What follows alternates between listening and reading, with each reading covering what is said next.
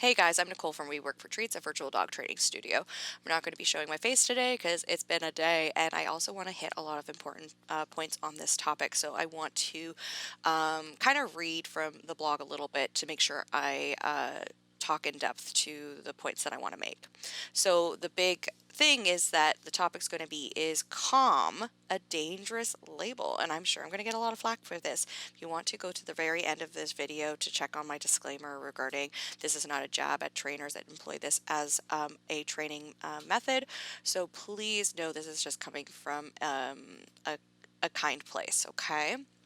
So what we're going to be talking about is the dangers of any label, the dangers of calm versus is our dog just scared stiff, and navigating that. Is the goal really calm in a training plan? And I think that's important to distinguish if that's actually going to be the training goal. And then operationalizing behavior and how to do that. If you are employing calm, and the fallouts if you do, right? So let's get into it. The dangers of any label, okay? One, sometimes it can set up the owner for failure because of the wide interpretation of any type of label, right? I think that's an important thing. And then also just like the fact that an owner might not think that their dog is trainable because of the labels that we put on. I did a recent blog on stubbornness, and kind of the fallouts with regards to that. And I think calm falls into this category a little bit. An incorrect label, we're going to be going into that one a lot. Am I looking at a calm dog, or am I looking at a dog who is too scared to do anything, right? And I think I run into that a lot because I do deal with mostly fear and aggression cases, and the misconceptions of a dog being calm. And then also we're going to talk about, is calm serving the dog and serving the plan? And is that something that we should be employing in the training plan, and knowing when to navigate calm as being the training goal. So let's get into that. Calm being the best goal in fear and aggression cases. So I want to talk about our goal with fear and aggression cases is a positive conditioned emotional response. The dog no longer is going, ooh, that thing. They're going, oh, yes, that thing. They have happy anticipation. They're electing with their feet. They're excited. They're joyful, whatever that looks like. So, what does that look like? We're going to be going into operationalizing behavior, but I'm just going to go into what a positive conditioned emotional response could look like for you and your dog, right? So, this could be a bouncy gait, bendy elbows, approaching a trigger or in the presence of a trigger, right? Possibly soft neutral, hanging a tail with a soft wag. This could be soft lips, slightly open mouth, a tongue hanging out, panting in a relaxed way, not like off to the side kind of thing, not seeing any of the whites of the dog's eyes, and their eyes aren't super fixated on a trigger itself. Their ears are standing or laying neutral, or possibly relaxed enough they are bouncing when they are moving. The dog is in motion. And then also a body stance is not only relaxed and neutral, but perhaps softly leaning toward a trigger. For example, if I'm conditioning a dog to like being brushed, is their body kind of leaning into the brush, being like, ooh, yeah, I want more of that. The list can go on. And we're going to talk more about the fallout of not operationalizing behavior in this way. This can look different for all dogs too. So that's really important. What does your dog look like when they are experiencing joy, engaging in things that they enjoy doing? And do you see that in the presence of your dog's trigger, right? And then we know, okay, we are employing the training plan appropriately. We are counter conditioning, and we're now starting to see that effect of a positive condition emotional response, a positive CER. Okay, now let's get really into this, okay? If you were not to give your dog food because you are afraid to reward aggressive behavior, okay?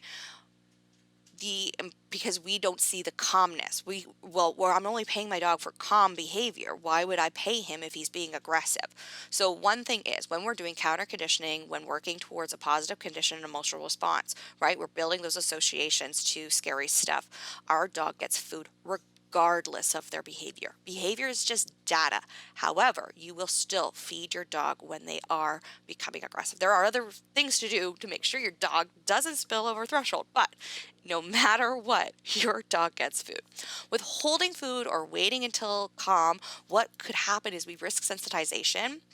So we could see a ladder of aggression happening. So your dog's no longer growling, they go right to biting because they're like, that, well, that didn't work. So how can I get you to listen? And then to a certain extent, your dog could actually learn helplessness, right? Your dog is shut down and not doing anything because it is too scared to do anything. And I see this a lot, and people are like, "Oh, my dog was so calm until they weren't," and I'm like, "Oh, they were just not doing anything because they were too scared." And this is common during the decompression stage of a rescue. Then they come home to their new space, they're kind of just not doing anything, and they're like, "Oh, they were so calm," and I'm like, or "They were fine," and I'm like, "No, no, no, no, that doesn't look like a okay dog." Right? So, and then the scary part about aggression is the perception of that as being a bad behavior. Oh my God. And then calm being the good behavior. And this like, scale of what's good behavior, what's bad behavior, and aggression is always put into that bad category. And that bad category, not only are you withholding food potentially, but you are maybe punishing that behavior, maybe unintentionally, okay? But maybe it is employed into your training plan or something like that, right? And the problem is that when you punish your dog's communication attempt to say no thank you, we run the risk of our dog communicating less injuriously to say no. So instead of growling, they go right to biting now because they're like, growling didn't work, but I also got punished for growling. So how can I tell this thing to go away and not suffer any type of corporal punishment, right? And then, or any type of discomfort with negative reinforcement, okay? And so I want you guys to think about the ladder of aggression, right? Our dog has a different, many ways to whisper their discomfort and then ways to display their discomfort in aggression, right? And if we use anything like negative reinforcement or positive punishment on our dogs and telling them that they can't communicate that way, they might just go right to biting, right? And that's why sometimes we get dogs biting out of the blue. Okay. And then to the next point of this is, what if your dog isn't, scared of something, but they're just like overzealous, enthusiastic, or, just have a weird way of socializing, interacting, whatever it is, right? I think it's important to note some of the things that I have said about the fear and aggression cases and the fallouts of using any type of punishment or negative reinforcement, right? But why is calm the goal in these zesty, spicy dogs? And I feel encompassing calm as part of the training plan leaves out the opportunity for far better alternate behaviors for dogs who are just being dogs. Let's make training fun. And I think that's the missing element to treating dogs like click for calm or calm behaviors or paying only for calm for dogs who aren't showing fear and aggression. And it just kind of like, I feel like there's a better way to approach a training plan with these kind of dogs. Okay, so let's talk about operationalizing behavior. And I talk about this in a couple other previous blogs and stuff like that. So I'm not going to go into that, but I think it's important that we always be specific, use descriptive words, plain language, and that is reflective of what the dog looks like based on how their body changes. Okay, and that, I think that's something I hammer home a lot. I don't want to hear, "Oh, my dog was being jealous." I'm like, okay, well, what happened before the behavior? Then what did the behavior look like, did their ears pin back? Did they, growl or whatever that is? And then what was the immediate consequence? We're always going to be kind of going through that of when we're kind of figuring out why is a dog doing a behavior and what's the training plan going to look like. Now, with that said, the problems and the fallouts of using calm behavior as the operationalized target behavior is calm is open for interpretation. Calm doesn't mean happy, comfortable, or and participating. Calm might not actually be the target behavior we are looking for in some cases. Calm falls short on educating about body language and overall body language. Calm doesn't include all of the descriptors of happy, comfortable, and participating dog, right? I think I kind of mentioned that, like a happy electing dog with like a bouncy gait would not be considered calm, I would assume, right? Yet that is a happy dog, and that's my training goal. And then, of course, like I said, the calm is dangerous for dogs that are actually learned helplessness, because helpless dogs look calm.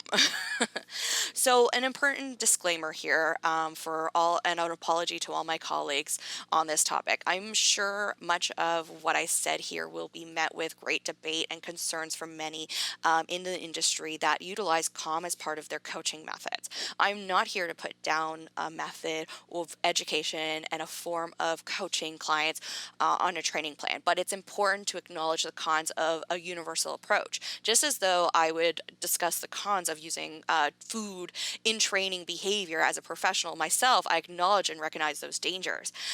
If we don't know and understand the dangers and fallouts of using such a method and approach, we could miss important educational moments to better coach our clients. And I wouldn't be me if I didn't add this saucy statement. I'd feel much better collaborating with balanced trainers if they were better at acknowledging the fallouts of their methods, just as I do being a force-free positive reinforcement trainer. All right, I'm happy you stayed with me this long, and I appreciate you guys, taking this all in, and being open minded to my thoughts on this.